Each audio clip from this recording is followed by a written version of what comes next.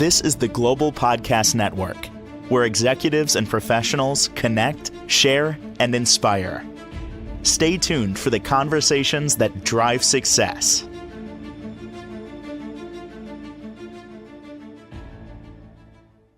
I have learned so much from her ever since we've gotten together way back in doing these podcasts. Learned so much. On your birthday we got together. Do you remember that? We met on your birthday.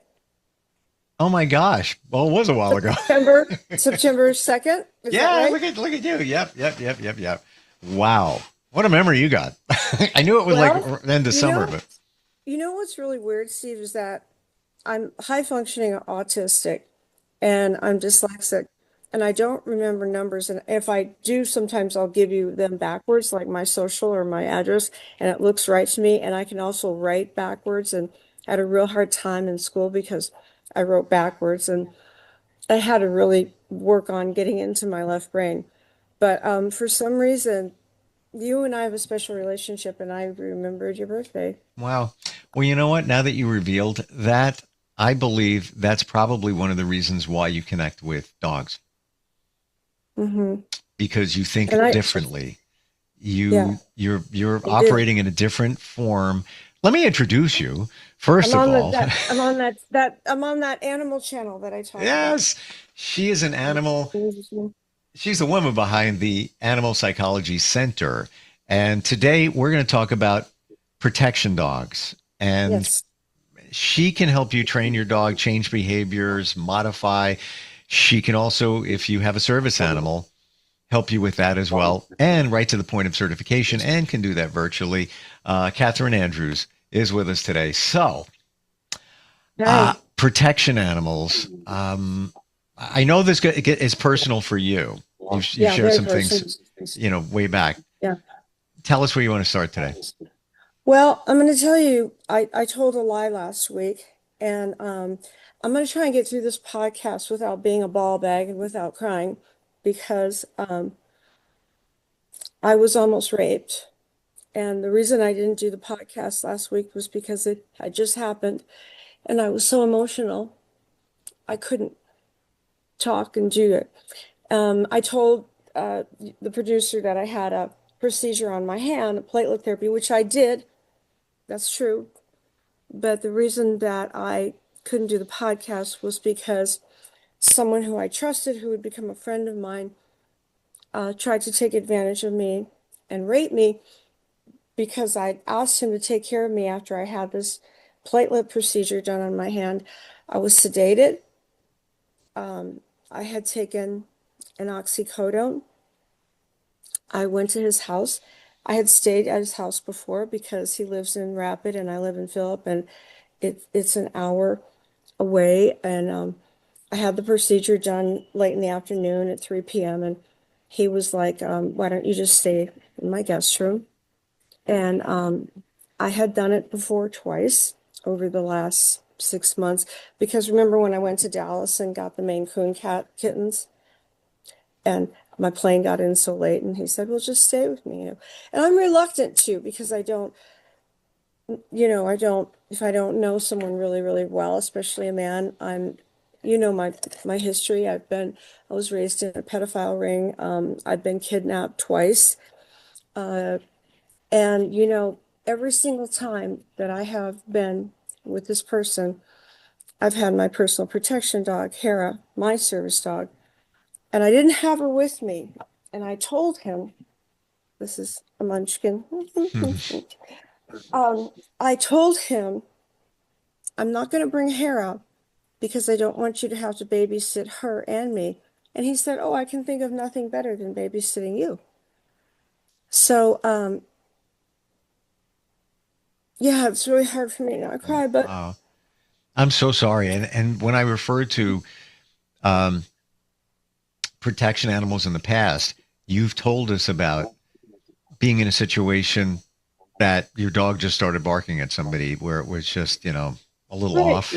Well, and the dog knows. And the thing is, Steve, Hera has met him and she loves him. And he usually gets on the ground and plays with her. And I trust him so much. And when I was there and I went to his house, I came back after the procedure and I said, I'm going to get my pajamas on because I'm so sleepy. I don't want to fall asleep and then, in my clothes.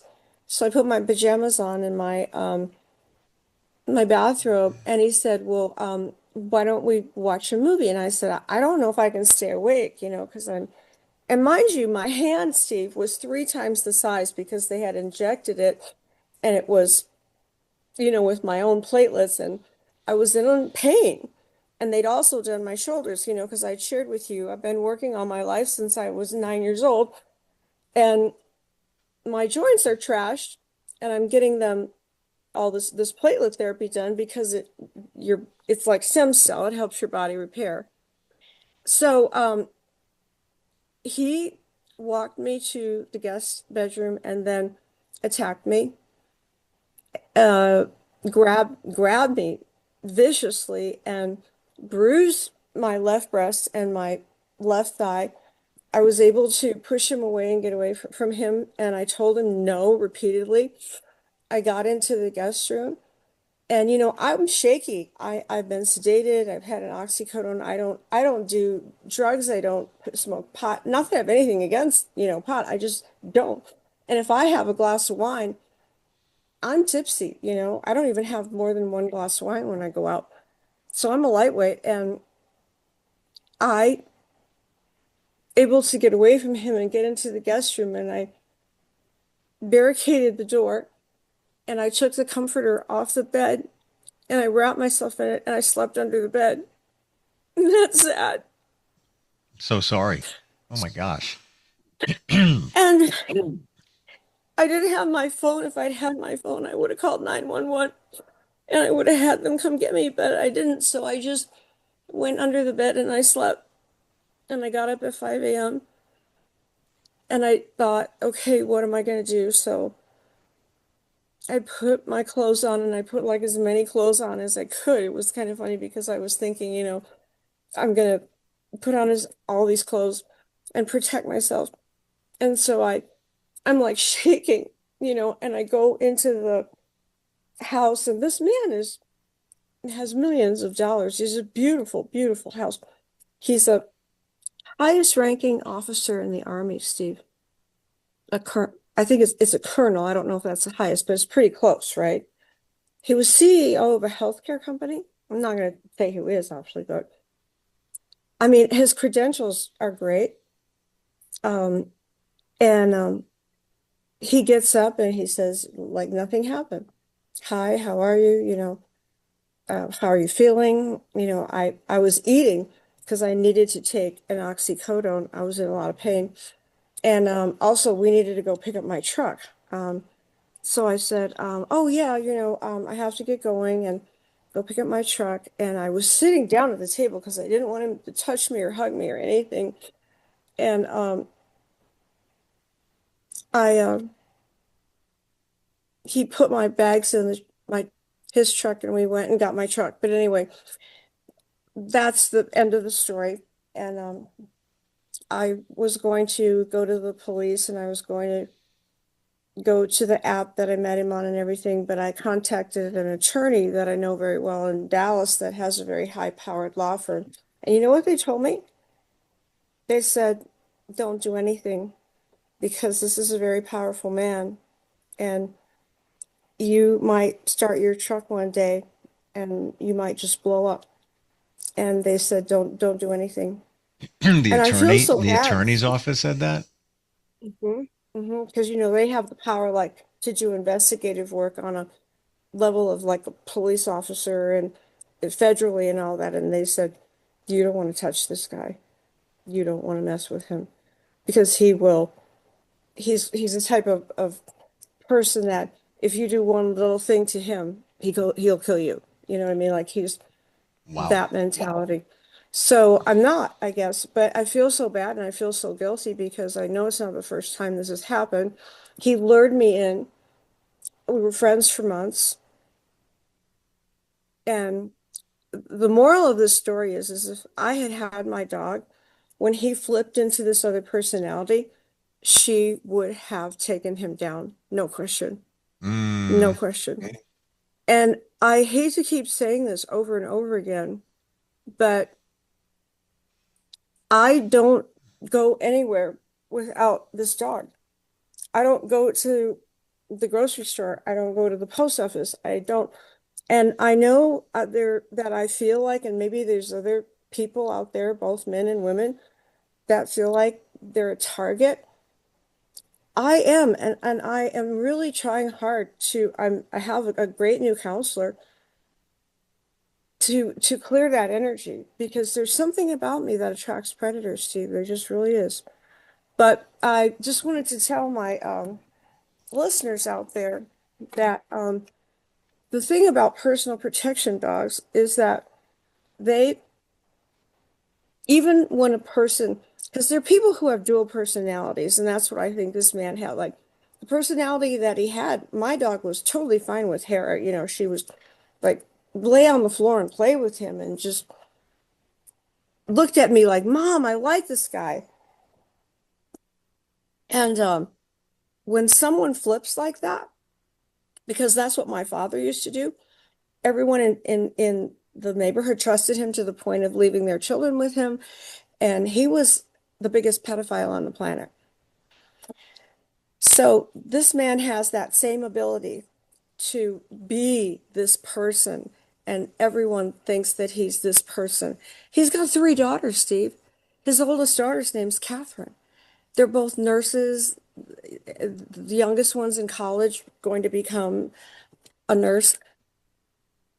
I, Wow. ah, What can anybody's dog or most dogs be trained to protect? no. And that was another thing I wanted to talk about is that if you feel like you need this level of protection, which, you know, I train dogs to this level of protection. Hera's only a year and a half, and she knows how to sense that energy, how to protect me because, and I'll give you an example, and I've said this before, when we're at Walmart, if there's somebody across the parking lot who's directing energy at me that's harmful, which is usually sexual energy, she will puff out her chest, look at them, and like, what are you looking at? And every single time that person, that man, of course, will walk away because they don't want to deal with that dog. And you've seen what she looks like. She's a mastiff, and she's here, come, I think I might here, have come, seen her in the background a moment ago. come in, come in. Can you sit?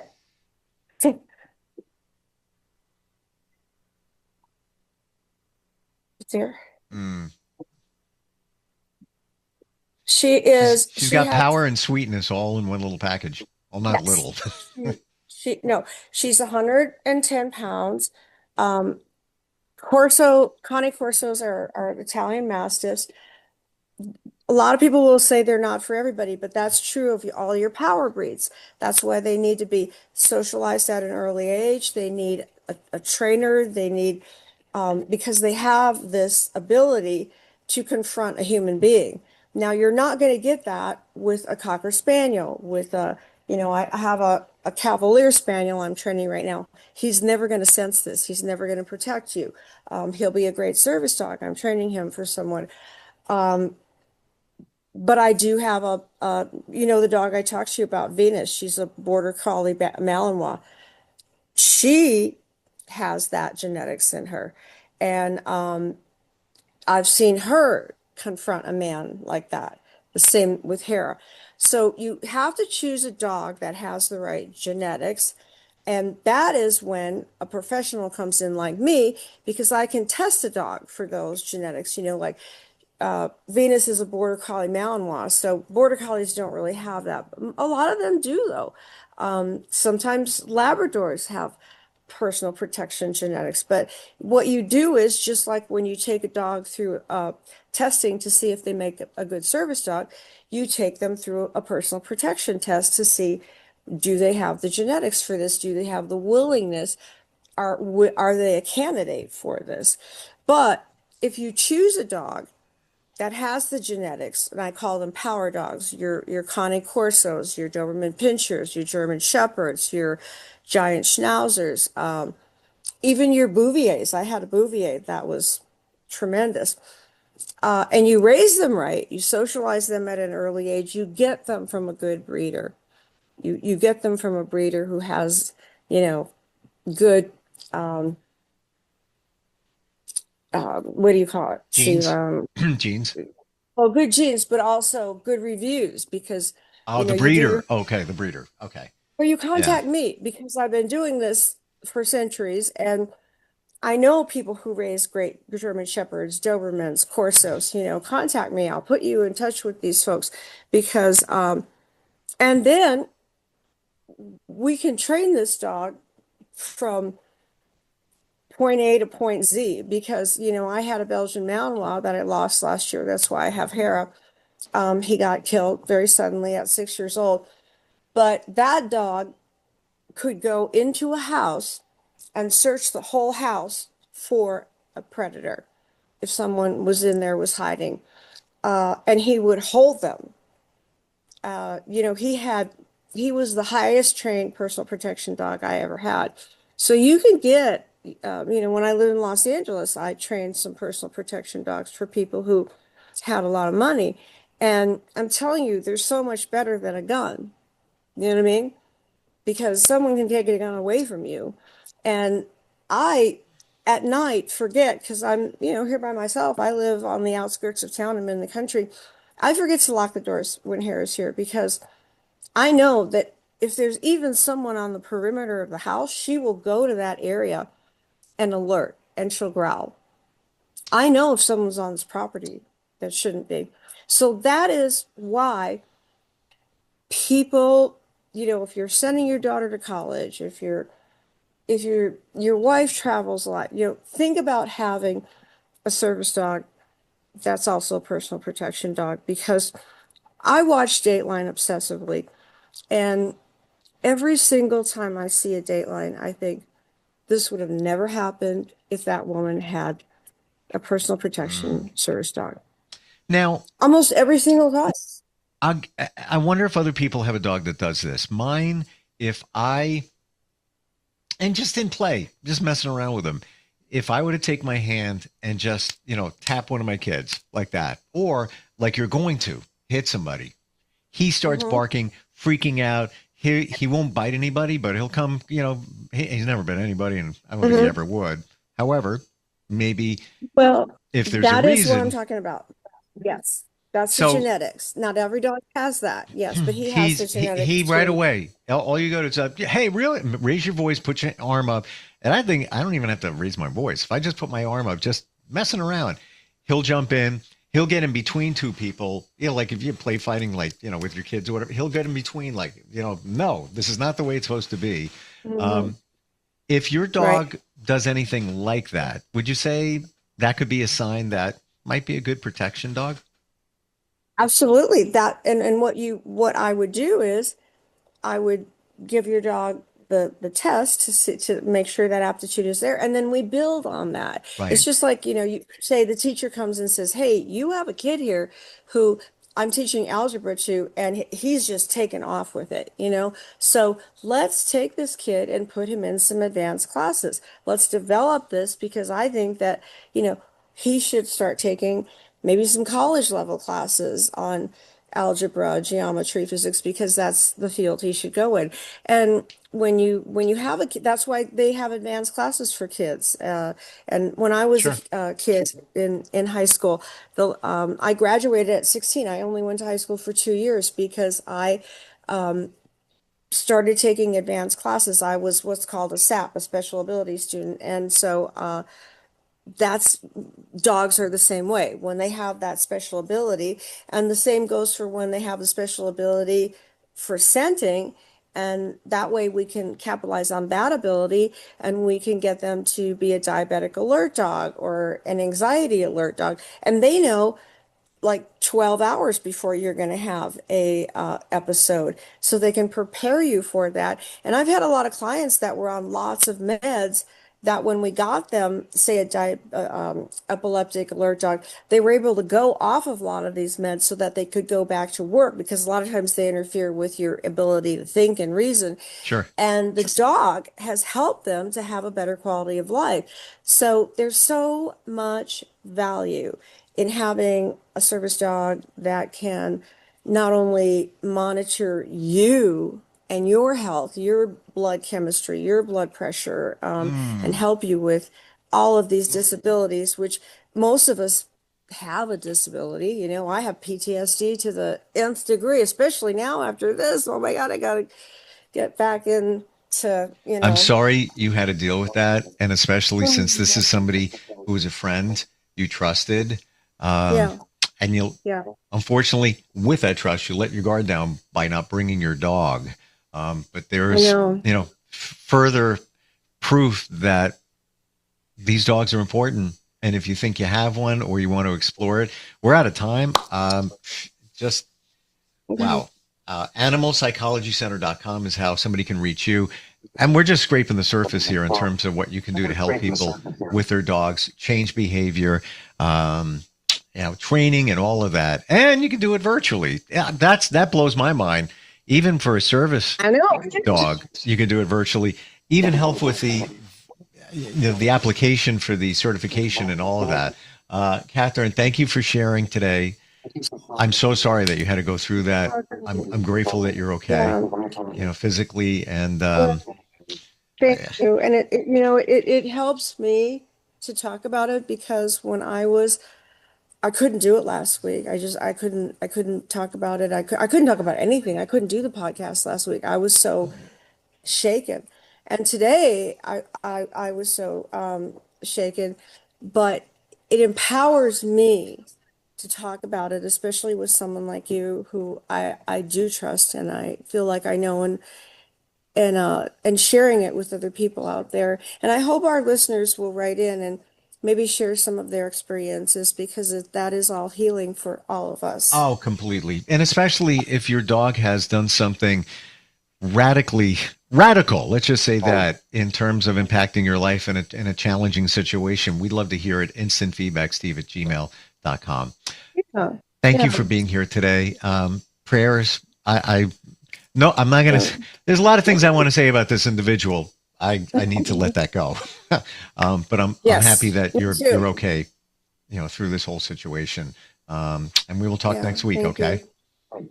All right. Mwah. Bye, Steve. Right back to you, and give one to your dog too. I miss my dog. I haven't seen him in a while. That's going to change soon. I'm rooting for you and sending prayers. Thank you. This is the Global Podcast Network, where executives and professionals connect, share, and inspire. Stay tuned for the conversations that drive success.